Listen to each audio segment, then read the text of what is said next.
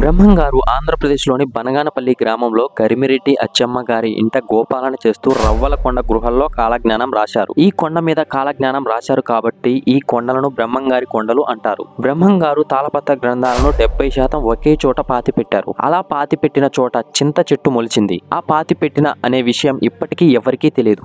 బ్రహ్మం గారి కాలజ్ఞానం చాలా మంది నమ్ముతుంటారు. అలాగే దానికి ఎగ్జాంపుల్స్ కూడా చూపిస్తూ ఉంటారు. అవేంటో ఇప్పుడు చూద్దాం. వితంతులు రాజ్యమేలుతారనే చెప్పినప్పుడు చాలా మంది నమ్మలేదు.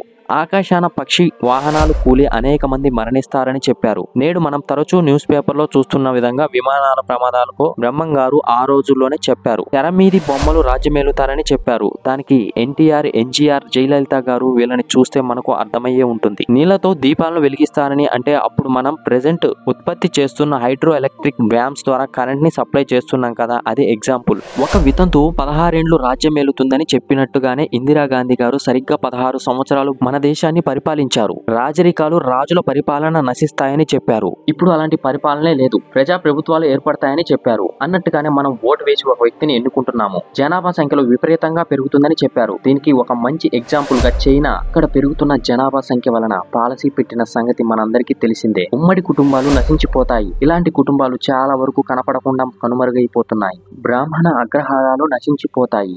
ఇప్పుడు అలాంటివి లేనే లేవు. రావణ కష్టాన కల్లోలంలో చెలరేగి దేశాన్ని అతలాకుతలం చేస్తారని చెప్పారు. రావణుని దేశం అంటే శ్రీలంక. అక్కడ తమిళియన్ కి శ్రీలంక వారి మధ్య అల్లర్లు మనందరికీ తెలిసిందే.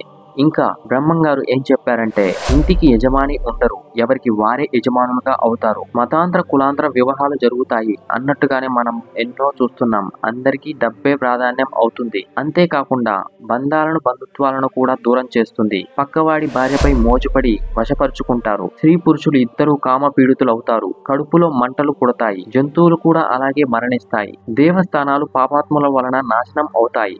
దేవతల విగ్రహాలను దొంగిలించబడతాయి. ఆల్రెడీ ఇలాంటి ఇన్సిడెంట్స్ కుప్పలుగా చూస్తున్నాము. చిత్ర విచిత్రమైన యంత్రాలు పుట్టుకొస్తాయి, కానీ చావు పుట్టుకలకు మాత్రం కనిపెట్టలేరు. ఈ సృష్టిని మార్చడానికి అనేక ప్రయత్నాలు చేస్తారు. ఆల్రెడీ ఈ ప్రాసెస్ ఎప్పుడో స్టార్ట్ అయ్యింది. వేశ్యులు తమ వృత్తిని మానుకొని పెళ్లి చేసుకొని సమాజంలో గౌరవప్రదమైన జీవితాన్ని గడుపుతారు. నేనే కల్కి అని దొంగ స్వాములు పుట్టుకొస్తారు. దీనికి వందల ఎగ్జాంపుల్స్ ఉన్నాయి. నా మఠం నందు అనగా బ్రహ్మం గారి మఠంలో ఈశాన్య భాగాన లేడీ గర్భం పగిలి బిడ్డ పుడుతుంది. ఆ బిడ్డ పుట్టిన సమయంలో ఉరుములు మెరుపులు సంభవించి అనేక మంది మరణిస్తారని చెప్పారు. ఆడవాళ్ల ఆయువు పెరిగి మగవాళ్ల ఆయువు తగ్గుతుందని చెప్పారు. బియ్యం ధర విపరీతంగా పెరుగుతుంది. దీనితో ఆకలి చావులు సంభవిస్తాయని చెప్పారు. ఒక పంది మక్కా మసీదులోకి ప్రవేశించి దాంతో ముస్లింలు మరియు ఇతర మతస్థుల మధ్య యుద్ధం వస్తుందట. 7 సముద్రాల క్రియేచర్స్ సముద్రం చివరికి వచ్చి చనిపోతాయట. వేశ్యల వలన భయంకరమైన వ్యాధులకు గురవుతారు. ఆల్రెడీ ఎయిడ్స్ వలన చాలా మంది చనిపోవడం విషయం మనందరికీ తెలిసినదే. ఎప్పుడైతే భూమి మీద ఆధిపత్యం ఆడవాళ్ల చేతికి వెళ్లిపోతుందో అప్పుడు నేను పుట్టినట్టు సంకేతం అని చెప్పారు. కాశ్మీర్ లో పెద్ద యుద్ధం జరుగుతుంది. అలాగే పవిత్రమైన కాశీలో కూడా యుద్ధం జరుగుతుంది. హైదరాబాద్ లో చెరువుల్లో నీరు ఎండిపోవడం వలన నీటి కష్టాలు ఎదురవుతాయి. క్రిస్టియన్లు, ముస్లింలు తిరుమలకు వెళ్లి స్వామి వారిని పూజిస్తారు. కలియుగంలో భక్తి భావాలు పూర్తిగా తగ్గిపోయి తిరుమలకు జనాలు రావడం ఆపేస్తారట. దీనితో తిరుమలలో జనాలు ఎవరూ లేక వాడిపడి జంతువులు తిరుగుతాయట. పెరుగుతున్న పాపాలను చూసి హంపీలో హనుమంతుడు గట్టిగా అరుస్తాడట. ఆ అరుపుకు విన్న వారు ఆకుల వలె అక్కడికక్కడే రాలిపోతారట. విడోస్ మళ్లీ మ్యారేజ్ చేసుకుంటారట. ప్రజల్లో విపరీతమైన కోపం పెరుగుతుందట. కొత్త మతాలు పుట్టగొడుగులా పుట్టుకొస్తాయట.